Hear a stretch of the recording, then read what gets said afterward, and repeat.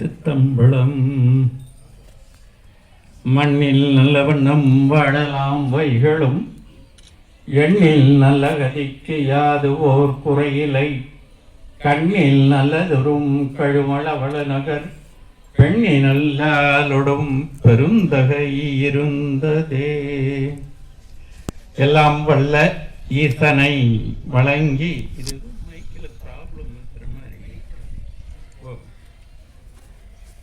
வணங்கி நம்ம எல்லாம் வழி நடத்துகின்ற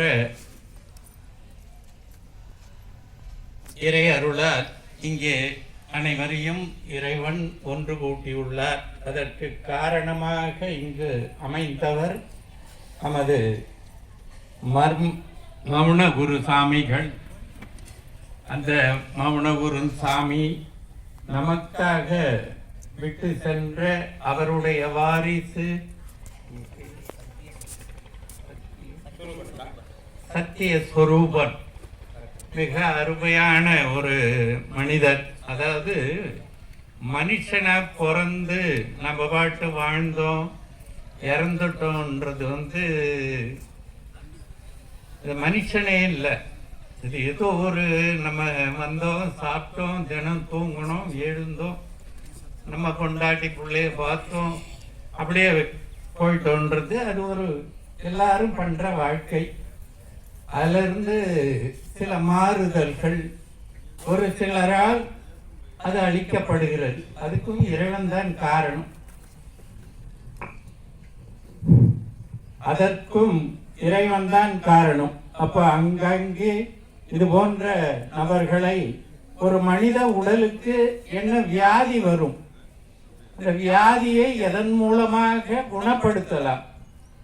இறைவன் ஏதோ நம்மளை படைச்சிட்டாரு, உடம்பு கொடுத்துட்டாரு, கை கால் கொடுத்துருக்காரு, நம்ம எல்லாமே இயங்குறோம்.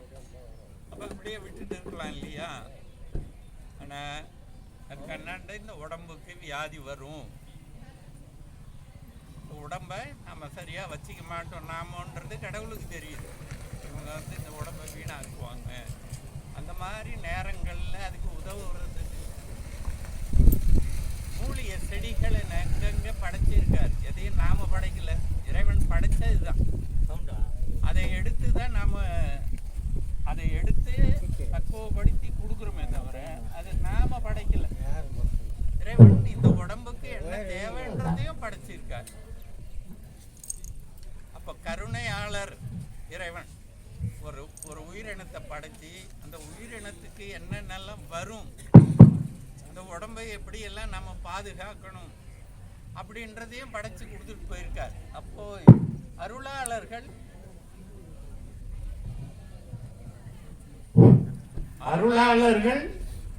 அதை கண்டுபிடித்து நமக்கு சித்தர்களாகவும் மகான்களாகவும் இருந்து இப்போ மௌன குரு மாதிரி இருந்தவங்க அதை நமக்கு கை காட்டிட்டு போயிருக்காங்க. அதன் வழியாக அதை எடுத்து மறுபடியும் நம்ம பயன்படுத்தி இந்த உடலுக்கு தேவையான அழிவு இல்லாத ஒரு நல்ல நிலையை அடைவதற்கான அந்த வைத்திய முறைகளை அதன் மூலமாக செய்து இறைவன் படைத்த அந்த உடலுக்கு மறுபடியும் இறைநிலையில் இருந்து அந்த ஆற்றலை செய்கிறார்கள். அதான் இவர்களை போன்ற வைத்தியர்கள். வைத்தியர்கள் என்பவர் ஏதோ ஒரு வருமானத்துக்காக பண்றாரு, அவருடைய ஜீவனத்துக்காக பண்றாரு அப்படின்னு எடுத்துக்க கூடாது. காரணம் ஒவ்வொருத்தவங்களுக்கும் ஒண்ணு கொடுத்து அதன் மூலமா ஒரு ஜீவனமும் நடக்கணும். அதனால இதுல இருக்கிற அந்த மனிதர்களும் நலன் பெறணும்ன்றது தான். இப்ப நமக்காகவே அதை அவரு எல்லா வேலையும் செய்துகிட்டு இருக்காருன்னா அவருடைய குடும்பத்தை பாதுகாக்கிறதுக்கு ஒரு வருமானம் வேணும் இல்லையா? அந்த வருமானம் எங்கிருந்து கிடைக்கும்? அதுதான் அவருக்கு தொழில். அப்ப அதை தொழிலா பார்க்க கூடாது, செய்யறவரை தொழிலா பார்க்க கூடாது. அவர் இறை செயல், அது கடமையா செய்யறார்.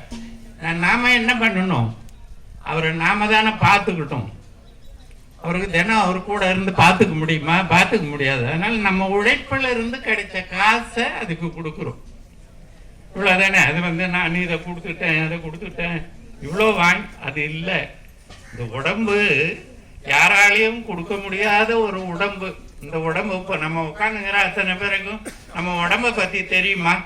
நம்ம உடம்புல என்னென்ன இருக்குதுன்னு தெரியுமா? அதை பற்றி நம்ம சிந்திக்கிறதே இல்லை.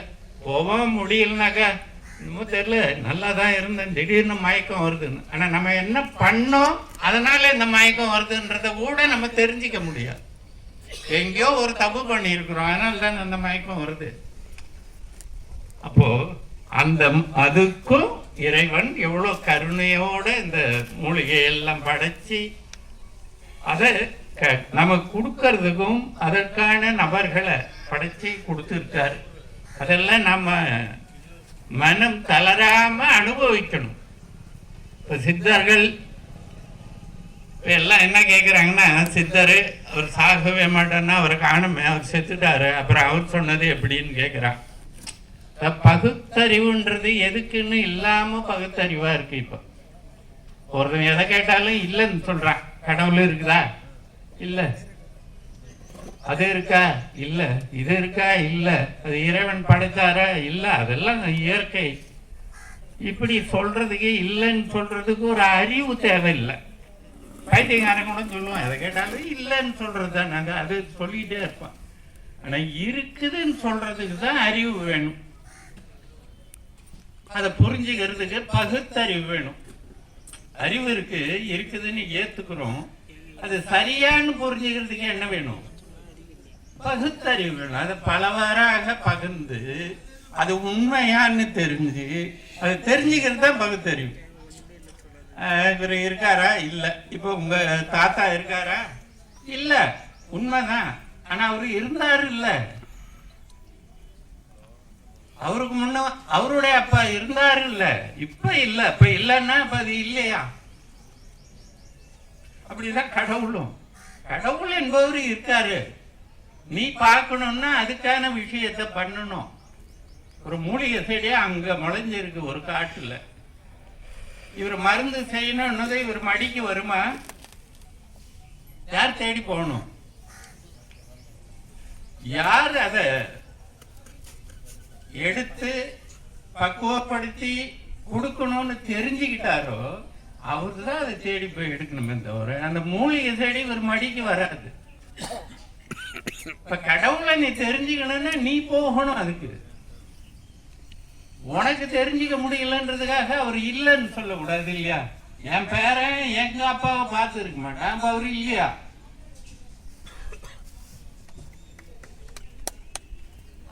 அது அப்படி எடுத்துக்க கூடாது. நீ உழைச்சினா உனக்கு கிடைக்கும்.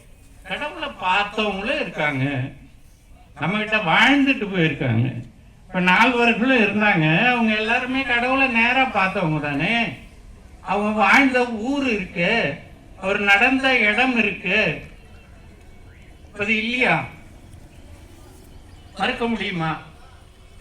திருவண்ணைநல்லூர்ல இறைவன் போய் சுந்தரரை நிக்க வச்சாரு, இருக்கா இல்லையா அந்த இடம்? திருவாரூர்ல அந்த வீதியில நடந்தாரு, அந்த ஊர் இருக்கா இல்லையா? அப்புறம் இல்லன்னா என்ன? இல்ல, நீ உழைக்கலையா? உனக்கு தேவைக்கு நீ உழைக்கிற, உன் உணவுக்கு உழைக்கிற, உன்னுடைய சொகுசான வாழ்க்கைக்கு உழைக்கிற, அதுக்கு அண்ணாண்ட கடவுளுக்காக நீ உழைக்கல.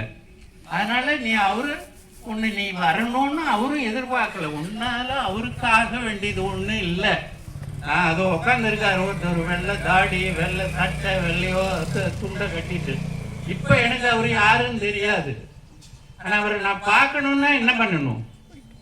அவரு இருக்கிற இடத்த நான் கேட்டு தேடி போகணும், அப்பதான் பார்க்க முடியும். அன்னைக்கு உட்காந்தாருங்க, அவரு இல்லை அப்படின்னா என் இடத்துல போய் சொன்னா எப்படி சரி? அதனால கடவுளை பத்தி தெரிஞ்சுக்கணும். இப்ப கடவுளை நான் தான் கடவுள்னு நம்ம கிட்ட சொல்லி எதையாவது அவரு வாங்கிக்க வேண்டியது இருக்கா? அவருக்கு ஏதாவது தேவை இருக்கா? தேவை இருந்தா அவர் கடவுள் கிடையாது. ஒருத்தர் தேவை இருக்குன்னு வச்சீங்களேன், அவர் கடவுள் கிடையாது. அவர் தேவைக்காக உழைக்கிறவர். எனக்கு ஒரு தேவை இருக்கு, நான் உழைக்கிறேன், நான் எப்படி கடவுள் ஆக முடியும்? எனக்கு தேவையே இல்லை, நான் மக்களுக்காக உழைக்கிறேன், நான் கடவுள்.